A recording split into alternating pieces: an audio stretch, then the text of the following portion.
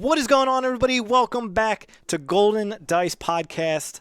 I'm Jack. I'm your host. I got Scott and I got Flock with me, and we are jumping to light speed this evening, if you will. I like what you did there. we are actually going to try to jump to light speed and finish within 45 minutes, so Scott can make a call that he has to be part of. So we will do our best. We're gonna try. We actually have. We got a chance. There's only 3 of us. Yeah. Yeah, we don't have Brian here, yapping the whole time, so. True.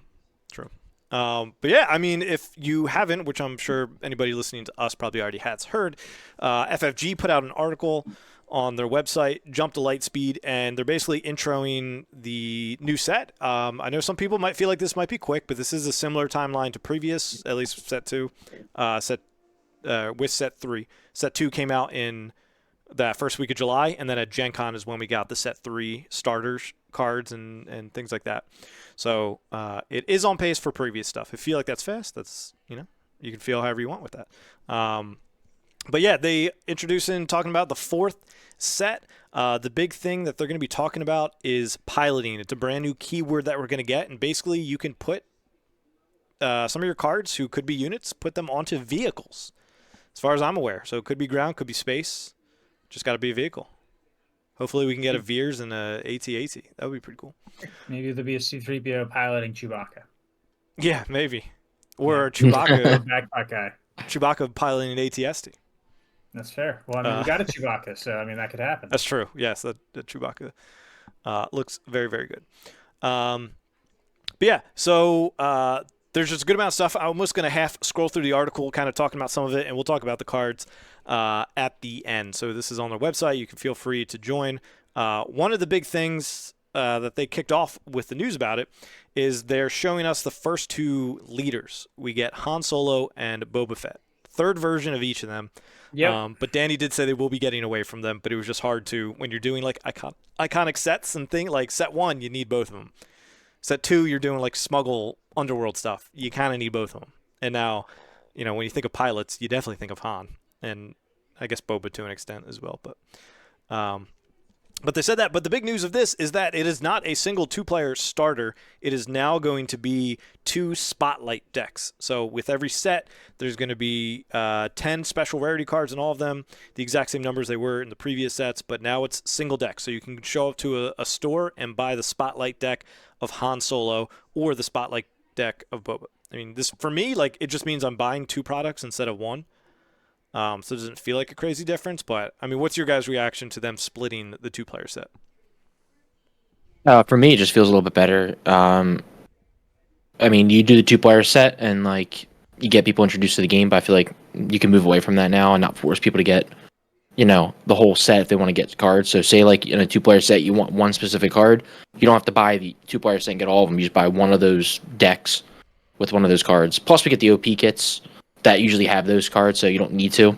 But at least now it's like you don't have to buy both sets. I don't know. To me, it's meaningless. Yep. I wonder if there's like internal data or there's probably marketing. There's probably internal marketing data that says hey, there might be someone out there that would spend $15 but won't spend $30. Yeah. So we want to capture that $15, and everybody else that was going to spend $30 is just going to buy 2 products. So it doesn't make a difference for that. Yep. Yeah.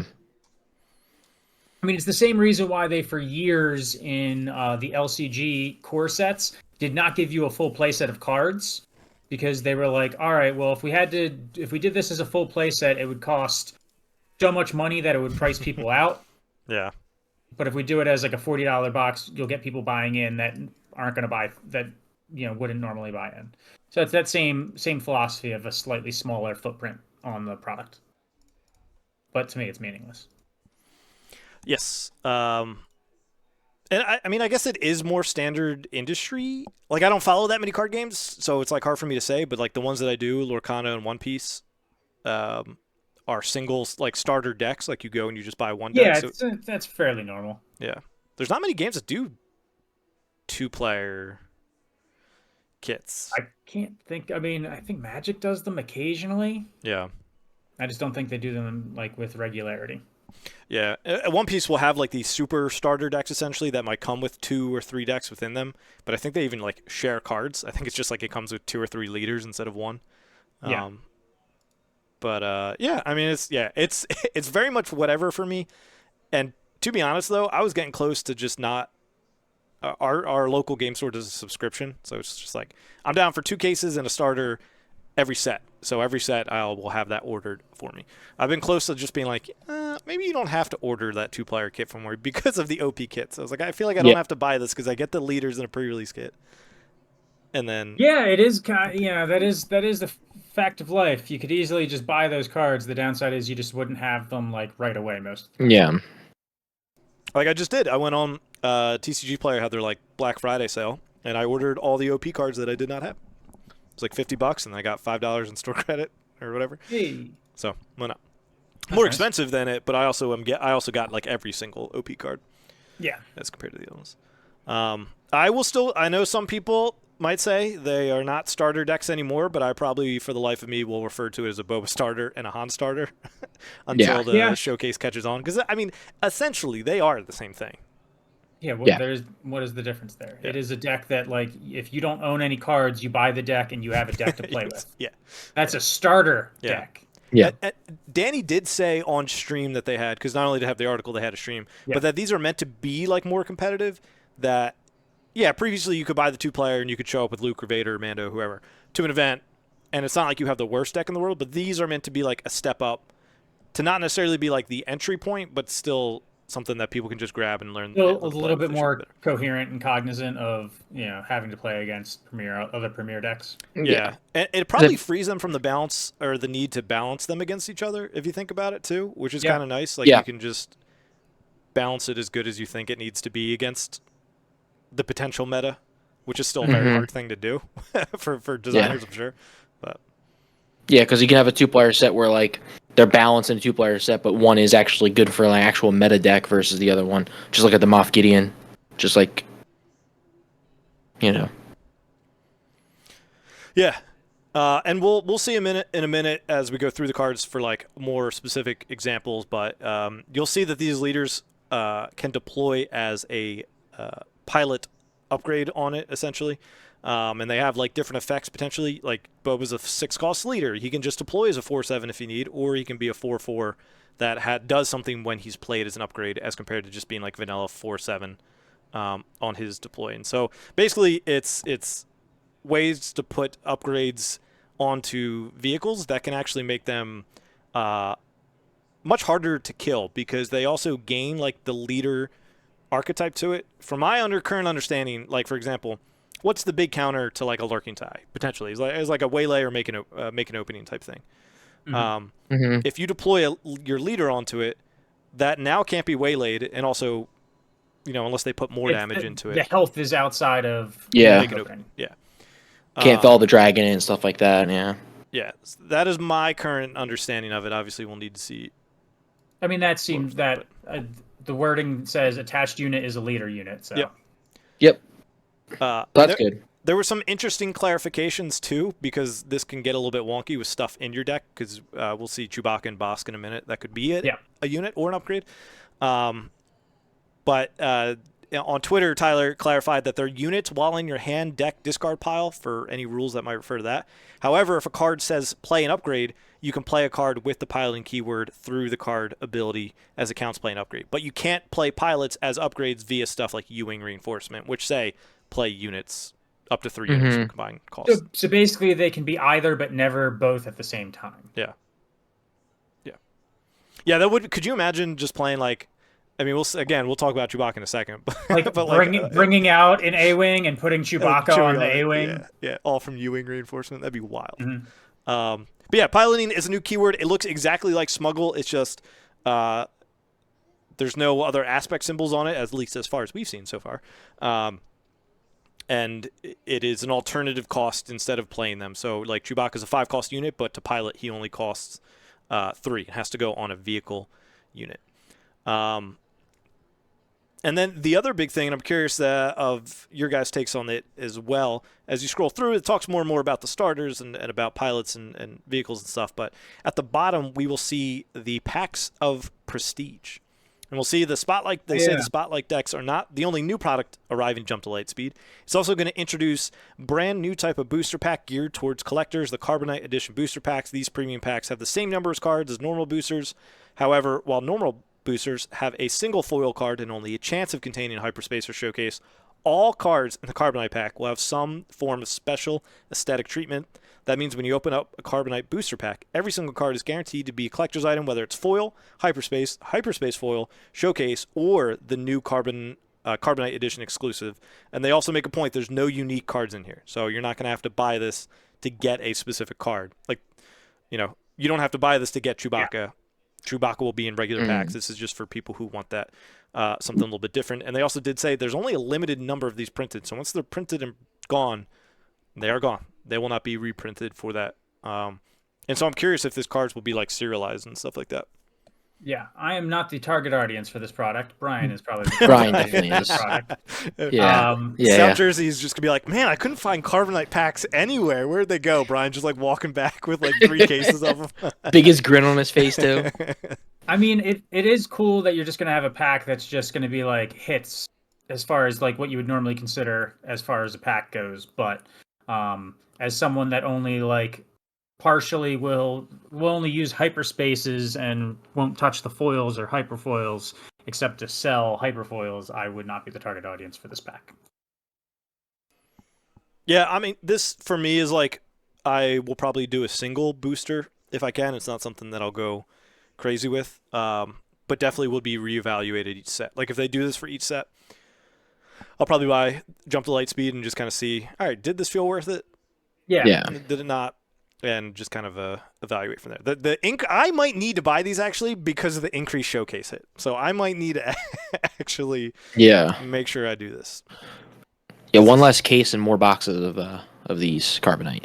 Yeah. That could be the real thing. Yeah, go down to 1 case and then do a box or 2 of this or something like that. Yeah. Because, once you're past a case, you're not really getting any new cards. Yeah. I mean, you might get new legendaries, but like you're just going to get duplicates of a lot of legendaries. Yeah, it helps you trade and stuff. Yeah. You've got, a box full of shit sitting in your other room. Or not sitting in your other room anymore. Yeah, it's in the closet of the other room. Of the now finished place. Just give it to your kids to play with. The closet is all board games. Is what the closet is. But yeah, I mean, I'm really interested to see what this is, and I hope we do get some more information as we go. I mean, I've seen mixed reactions on this. Some people think this is bad for the game. Some people think this is good for the game. I don't have enough history in like CCGs to like 100% say, but from my perspective, the fact that they're limited seems good. If they were unlimited, I could see it cause an issue of like, why would you ever buy a regular box outside of maybe price or something? But I heard there was an issue with that with Magic where they came out with something like this and it was unlimited and then nobody ever bought like the basic packs. But again, that's just hearsay of what I've seen on Discord and Twitter. I have no first-hand experience with that. But I like it. And yeah, they say with over 250 new cards, new piloting keyword, new product in the lineup, they're looking forward.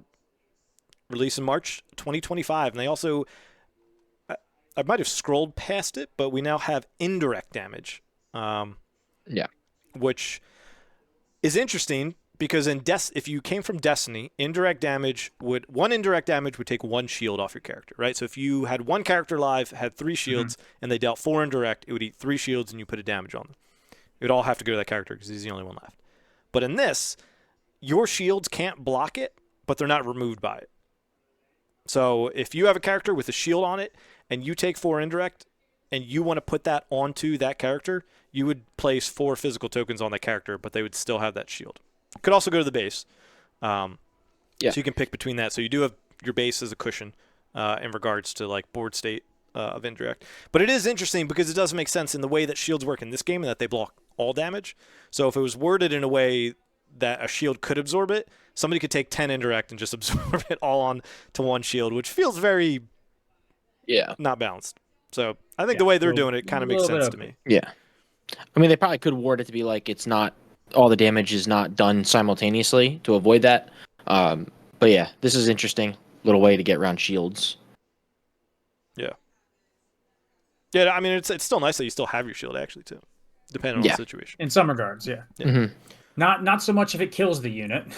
Yeah. But then that's where it'll be interesting about That's when the you base can put it being on your squishy. base. Yeah. Yep. And I think having your base as an outlet is makes it a little bit more nuanced and interesting. Yep. Mm-hmm. Yep. Yeah, I think that's pretty much all the information from the article and the live stream. So we can pretty much run through some of these Let's go. some of these cards if you guys are good for it. Mm-hmm. Yes, sir. Cool. Yes, sir. All right. First one that we got is Han Solo. Never tell me the odds. He's cunning, heroism, action, exhaust him, reveal the top card of your deck, then attack with a unit. If the revealed card and that unit have different odd costs, that unit gets +1 for this attack. He's a rebel. He's a pilot starter card because he's one of the new deck leaders. And epic action. If you control 5 or more resources, choose one. Deploy this leader. Deploy this leader as an upgrade on a friendly vehicle unit without a pilot on it. And then he comes out as a 3/7, or if he's attached, the unit is a leader unit. The wording on it says attached unit is now a leader unit, which clarifies the things for bouncing, like we talked about earlier. And then says when deployed as an upgrade, for each friendly unit or upgrade that has an odd cost, ready a resource, and then he gives +3/+4 to the thing he is upgrading. Emily pointed out in this in our Discord, he's never tell me the odds, but he only wants to know about the odds. Yeah, that's I guess it's a little punny, but I mean, it's interesting. Really depends on obviously we've seen resource refreshing abilities to be extremely powerful, if not overpowered in original Boba Fett, but original Boba Fett was a little bit easier on the qualifier. You just had to have an opponent's unit leave play. Yep. Which turned out to be much easier than I think FFG thought it was going to be. But in this case, you're dealing with odd cost units, so you do have more control over it because you have absolute control over the units that you play in the sense of like what's in your deck and what you decide to play. So you could play a bunch of one cost stuff if you really spread out the board. So I mean, to get to play your turn 5 over again could be, your 5 resource turn over again if you have the board of like one cost, get 3 or 4 resources refreshed, that could be hugely powerful. But you have to have a vehicle on the board to do that. Yeah. Yep. Yeah, one of the things on the board has to be a vehicle. Conveniently, the Millennium Falcon is an odd cost vehicle. Two of them. 2 of the 3 of them. Two of the 3 of them. Yeah, as we'll see. I love the deck design. I don't know how it'll play out, but I think it's a really cool. I think his design. Leader ability has too many words on it. Yeah, I'm interested in the flip more than I am. Yeah, the leader ability is like, wait, what? Yeah. I have to do 9 different things, and that if the stars align, I get a whole +1 for the attack. Yeah.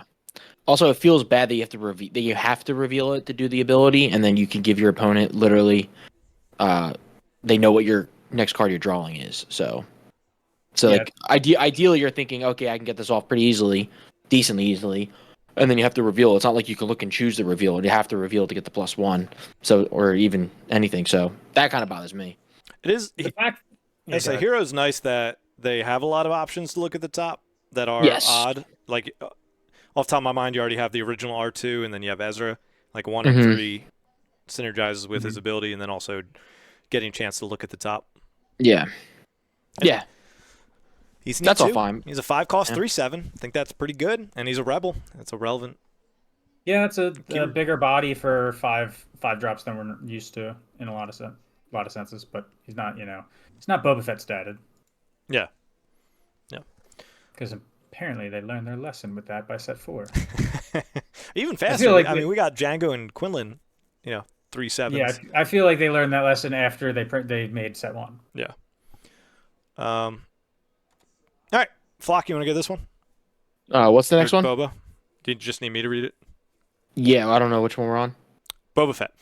Boba Fett, okay. Method. Wait, do you need me to read it? Or Yeah, can you read it? Yeah. Any methods necessary. He's getting around his illiteracy. Aggression, villainy.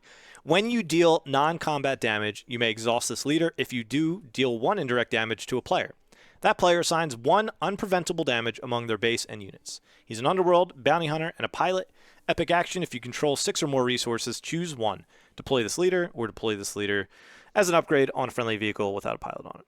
And then he can just deploy as a 4/7 with no abilities on him, or he can deploy as an upgrade, attached unit as a leader unit, and then when deployed as an upgrade, deal up to 4 damage divided as you choose among any number of units.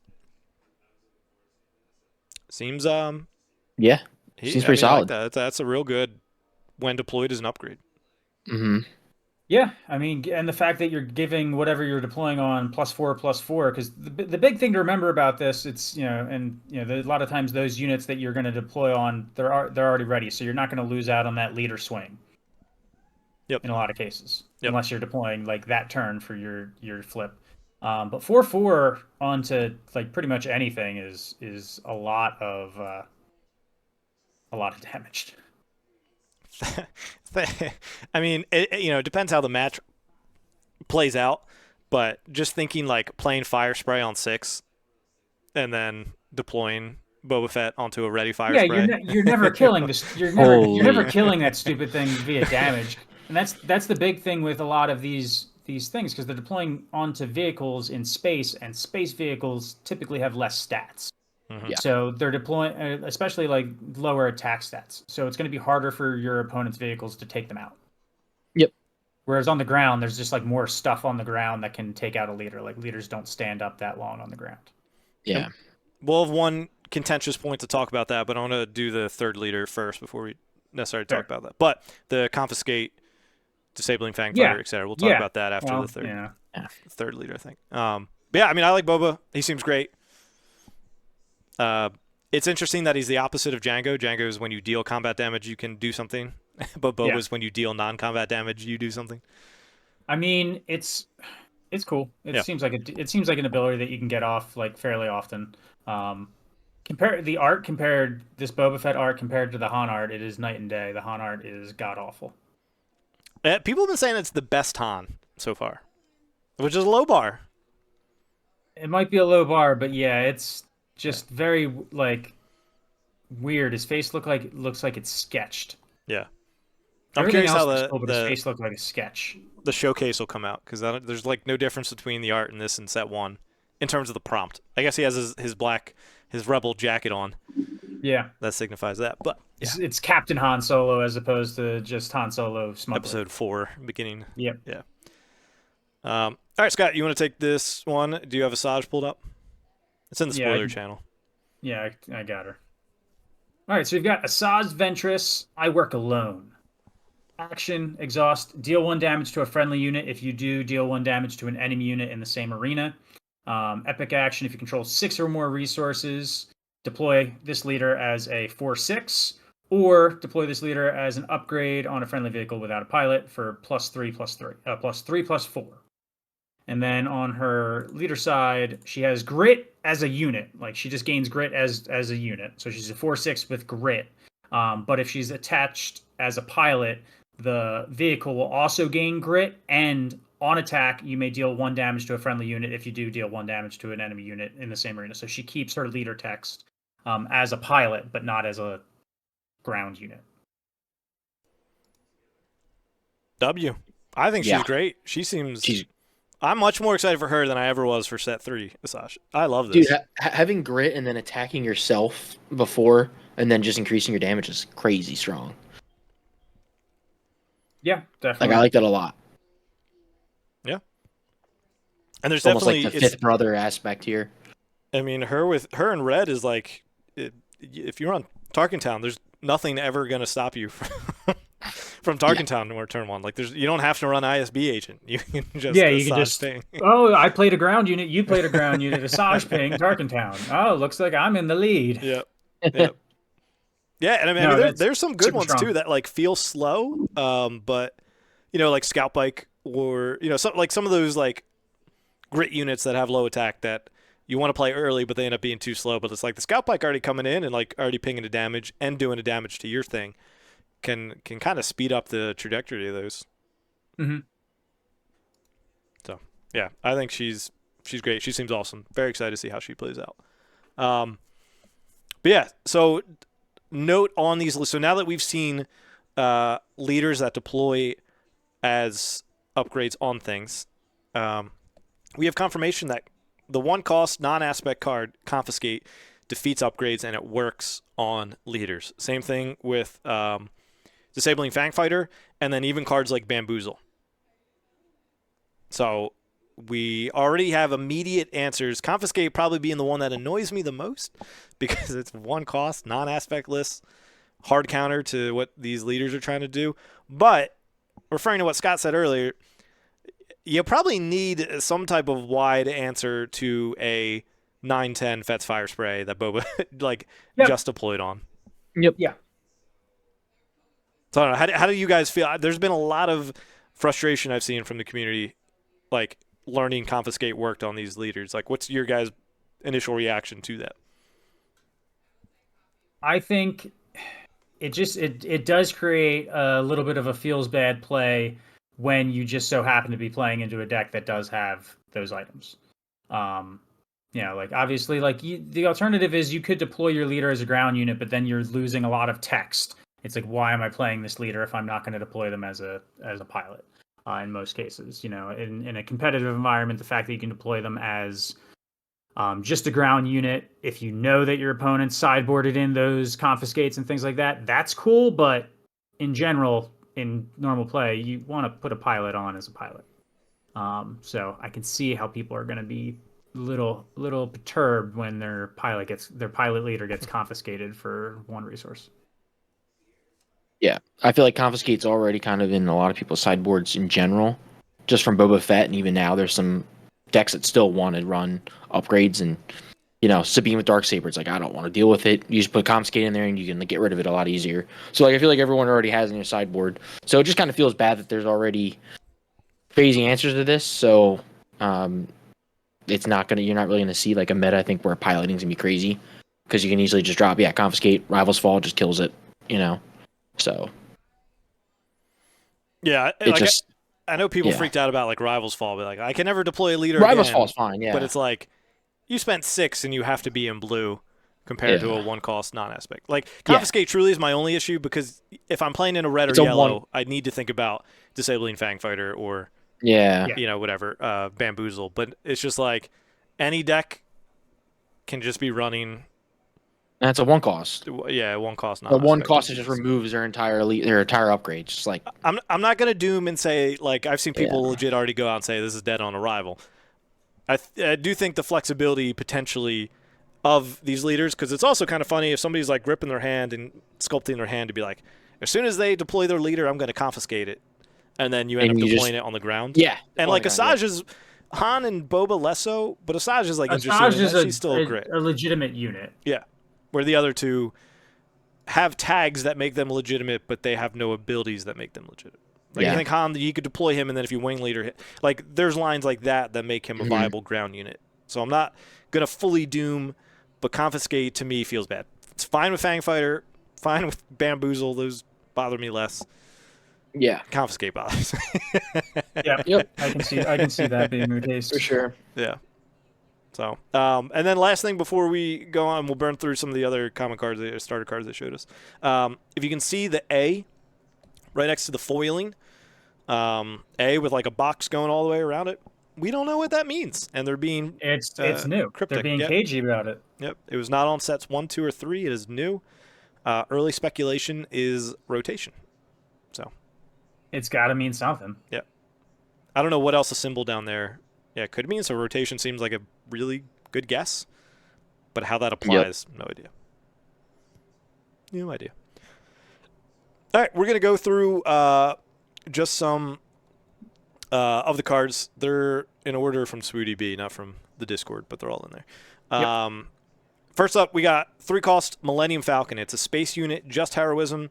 Get out and push. 3 attack, 4 health, rebel, vehicle, transport. You may play or deploy 1 additional pilot on this unit. This unit gets +1/+0 for each pilot on it. It is a special rarity, so it'll be in the starter deck for Han, obviously. Seems great. I mean, like every time they print new rebels, I'm going to be going back because that's still one of like the strongest like traits. Yeah. It just hadn't got anything really in set 2 or 3. So if set 4 is bringing a lot more, like you definitely want to be looking at all again. Like I don't think Jin's great, but she got looked at because she was simply a rebel. But I mean, Falcon into Han into Chewie, like it looks like there's some that could be some problems, and maybe why I'll be happy I can use Confiscate if someone goes Falcon into Chewie into deploy Han into ready 3 resources. Mm-hmm. Yeah, I mean that's like the big thing with it. It's like if you're playing with Han, because we haven't talked about Chewbacca yet, we should probably mention him. But if you figure with Han, if you've got 3 odd cost units out and you deploy Han, you're going to get 3 resources back, which is conveniently what it costs to pay for Chewbacca. And he counts himself Han because it's when deployed, which is like a when played. So they're already in play to do that, so he'll count to it. So that's why I was saying, like, yeah, if it's Falcon into Chewie and then deploy Han, you get 3 back, plus anything else. Just 2. Yep. Yeah. Yep. So, I mean, that's pretty easy to have a Falcon. What would the stats be on that Falcon? It'd be getting plus. So it'd be a 5/4. It'd be +6 +7 base, and then it'd be a 5/4. So we're looking at 11. 11. Yeah. Yeah. 11 Falcon. What are you gonna do? Play your CDI, I guess, or your Bright Hopes. Yeah. Yeah, you're gonna need something in front You of can't. that. You can't waylay it. You can't power the dark side thanks to Chewie's ability. Like I said, we'll get to him in a minute. He's the card I'm most excited about. But yeah, Falcon seems good. Yeah. Yep. Good. Yeah, 3/3/4 is pretty good power. I mean, just like the other, it's just like the other Falcon, right? The other one was 3/4. Yep. Yeah. The other one just comes into play ready, so that's it. Yeah. You have to keep paying for it. This You one you gotta don't have to keep paying for. Yeah. Cool. All right, Flock, you got the next one. Fett's Fire Spray. Fett's Fire Spray. It's a 4-cost space unit. It's a 4/4 underworld vehicle transport and a 1 played / on attack. Deal 1 indirect damage to a player. If you control Boba Fett as a unit, upgrade, or leader, deal 2 indirect damage instead. So they assign this damage. Yeah, this is pretty good. A 4/4/4 in space, good. Has a 1 played on attack to deal indirect damage. And obviously you're going to play this with Boba Fett, so you can deal 2 indirect damage from playing it and then every time you attack. Yeah, seems very, very good with Boba Fett. Rip Django. He Yeah. got the first one included. He does not get Only the second Boba one. Fett. He does not get the second one. Yeah. Yeah, I mean, see, yeah, especially with Boba. Like, one of the things that we love about K2SO is that even though he's a 4/4/4, which is considered like a bit understated for ground, he's always generally doing something less waylaid. And Fett's Fire Spray has similar stats in space, so the lower stat line is better. more okay. And then if you're running Boba, as soon as you play it, you're immediately doing 2 indirect damage to them. Yeah, it definitely is something you need to answer because you cannot have that thing start attacking you. You can't. I mean, that's just 8 value out of it if it gets an attack off. Yeah, 1 attack, it's doing 8. 4 to base likely, and then 4 somewhere somewhere else on your board. Yep. Yeah. I also kind of like this in my Cad Bane deck. Oh, Overall tag. Anything Cad Bane, indirect. baby. Yeah. You play this. Probably You play this. You're doing. Basically it's 2 indirect damage because they got to assign it with Cad Bane. But yeah, I think it's pretty good with Cad Bane. I think it was Nerd Parker who runs Swooty B was on Blue Sky, tweeted about like indirecting CAD being interesting, and then I just responded. I was like, Flock's already blowing up my DMs about any Underworld card immediately.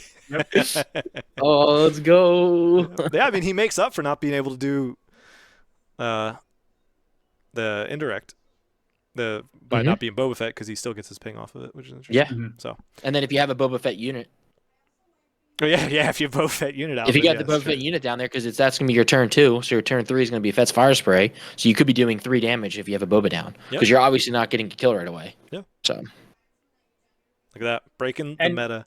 And you're not going out of your way to do that. That is not like a around your ass to get your elbow combo. That is a kind of like, well, I'm going to play Boba Fett because he's a 3/5 Underworld. Yep. And then I'm going to play Boba Fett's Fire Spray because it's a 4/4 Underworld in space. Yep. Cool. Seems good. All right. Next one, Scott. You have the Death Space Skirmisher. All right. So we got a unit space, 3 cost, cunning.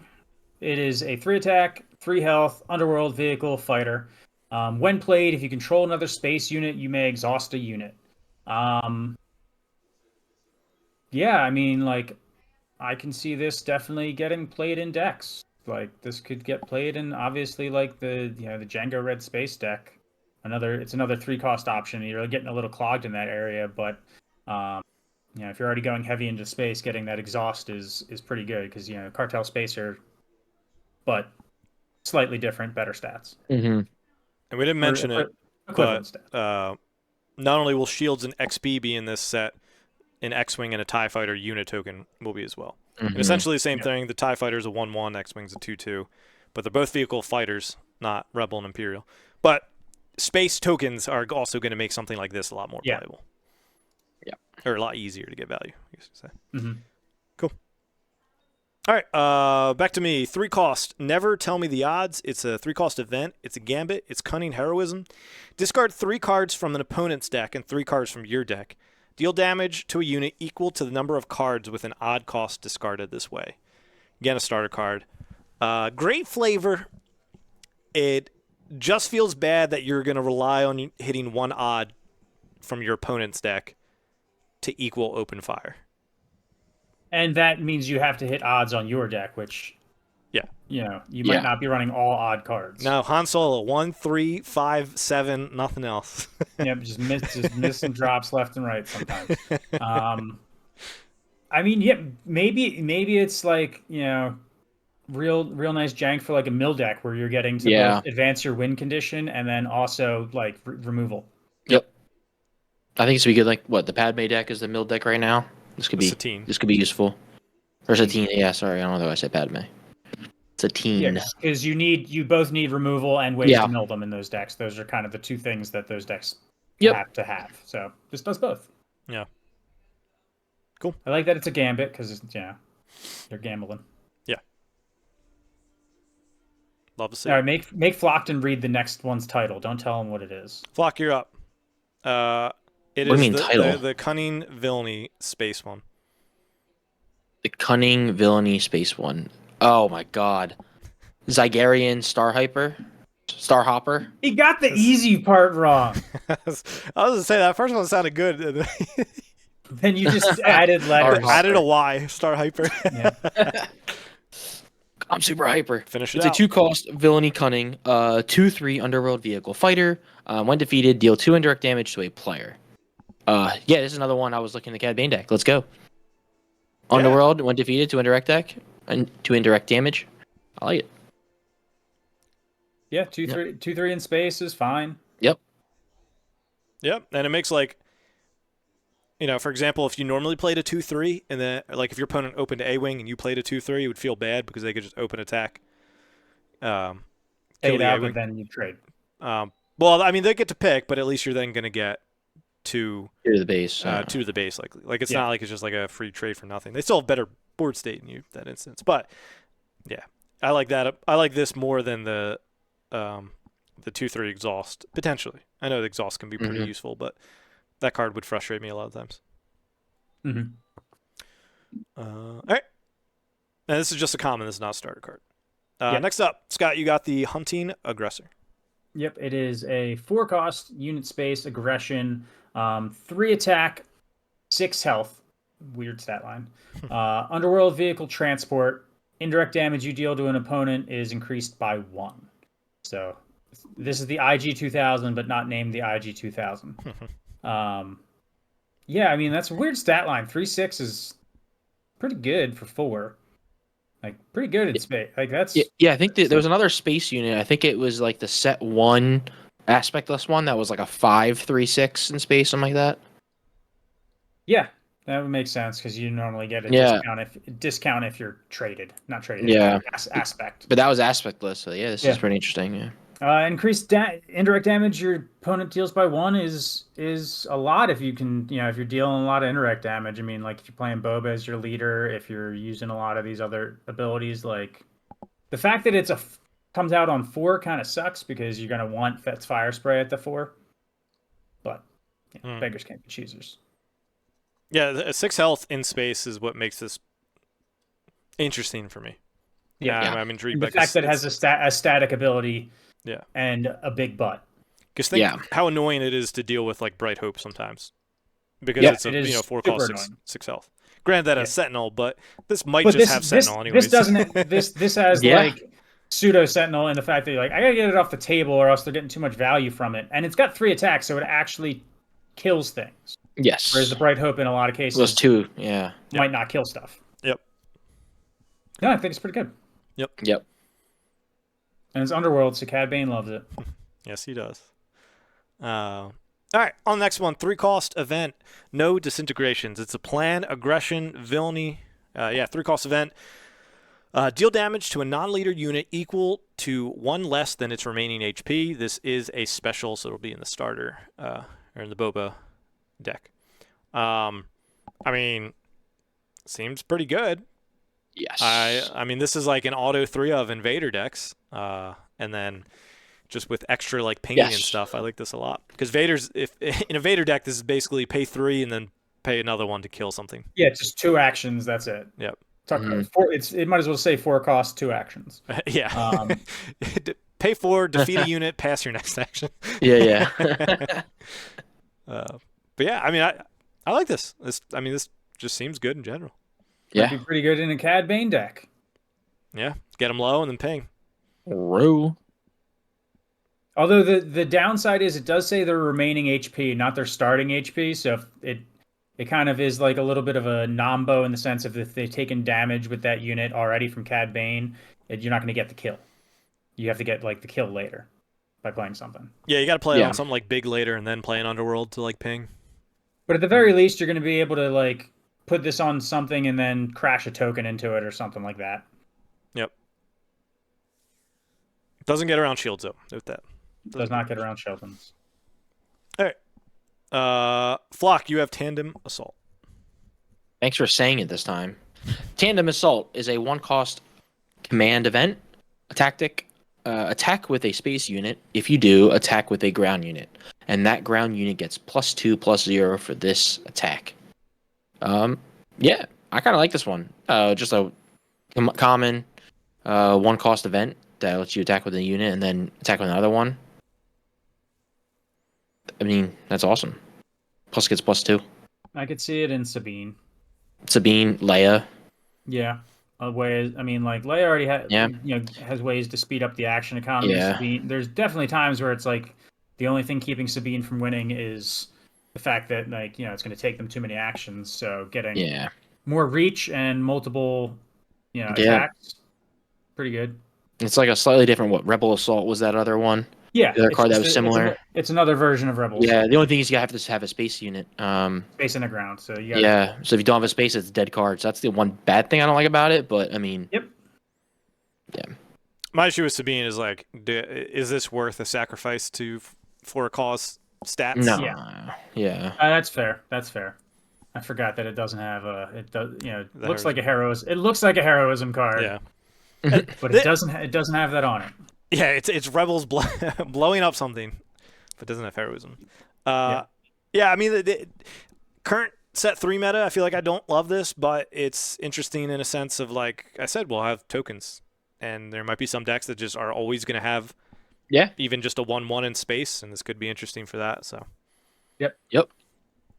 It's probably the weakest. Good. It's probably it. Never Tell Me the Odds are probably the weakest cards that we've talked about today. Yep. Just because they're a little niche. Yep. Everything else is like, I do what I do. Yep. It's there. All right, Scott, you got Bosk. I got Bosk. I gotta flip back to something else. He's cost 4. He's a 4/4. I'm just doing that off memory. Isn't he a 4? It's in our Discord. Yeah, it's 4/4. He's a 4/4/4/4. He's a unit, ground, cunning, and villainy. He's got the text on attack, exhaust the defender, and deal 1 damage to it. And then he's got piloting. Piloting, in this case, he's 2 costs to deploy. You have to have cunning and villainy, or you're paying the aspect penalty. Attach unit gains on attack, exhaust the defender, and deal 1 damage to it. And he gives +2/+2. That looks pretty good. I mean, it allows him to, trade up with stuff. It allows him to, keep stuff like even bigger things from attacking. And especially it's going to be valuable in space because we're talking about all of these piloting units all of these piloting upgrades making units much bigger. So getting the exhaust off when you're crashing into it is a big deal. Yeah. I think it's going to be pretty good in something like if you're doing like the Boba Fett like deck, You can now put this in an upgrade, force them to do drop a confiscate to take Bosk off, and then okay, now you deploy your leader onto that unit. So it's another way to like get around some of that. That's your defense to confiscates is just critical mass of Yeah. pilots. Yep. I mean, comparing Boss though, he lets me down. I feel like the exhausted defender hasn't been as impactful as we've seen. Yeah. And then comparing him to the card we can read in a second. I mean, it's great that he like stopped like an Avenger. Well, by comparison, you know. Yeah. His art, I love his art. His artwork's a lot better. There is no comparison because they're different aspects entirely. So well, yeah, I just mean overall power. They could never be in the same deck. Yeah, but I mean like overall general power of these cards. Bosk, I'm a little concerned about because I don't love his on attack. It's nice that you can trade up, but I'm not like huge on it. Yeah, it's not that good. All right, and then last one, Chewbacca, 5-cost ground unit, command heroism, faithful first mate. As a ground unit, he's a 5/6 and says this unit can't be defeated or returned to hand by enemy card abilities, or you can play him for piloting for 3 costs for command heroism, and attached unit gains this unit can't be defeated or returned to hand by enemy card abilities. +3/+3 if he's an upgrade, and he's a rebel, he's a Wookiee, he's a pilot, and he is a special rarity, which he'll be in the starter. Amazing, no notes. Go A-wing and then play Chewbacca on him. So you go for 6 and it can't be defeated. Holy crap, that's strong. And he's a rebel. Yep. Yeah, I mean, the fact that his unit also has that text is pretty good just because 5/6 5/6 is a decent stat line. I'm not mad at that. I've never been mad at that. EC element, I guess. But as the fact that it can be a 3-cost or a 5-cost card and it is valuable at either drop. Yep. Is kind of like a big thing where I'm looking at this. It's like enhanced utility with your deck. You got 2 options and both of those options are good. I think the piloting version is probably a little bit better. Just because you're getting +3/+3 and that text on a ready unit already. Yeah. Cool. Well, we're at 9:30. Those are all the spoilers we did it. From the video. Appreciate everybody tuning in. Any other quick notes, thoughts for Scott jets off? Yep. No, I'm excited. Cool. All right. Yeah, appreciate everybody tuning in. We'll be doing updates. We'll be at PAX Unplugged Friday, only Friday. So if you're there, come say hi. And appreciate everybody tuning in, watching, listening, and we will catch y'all next time. Deuce. See ya.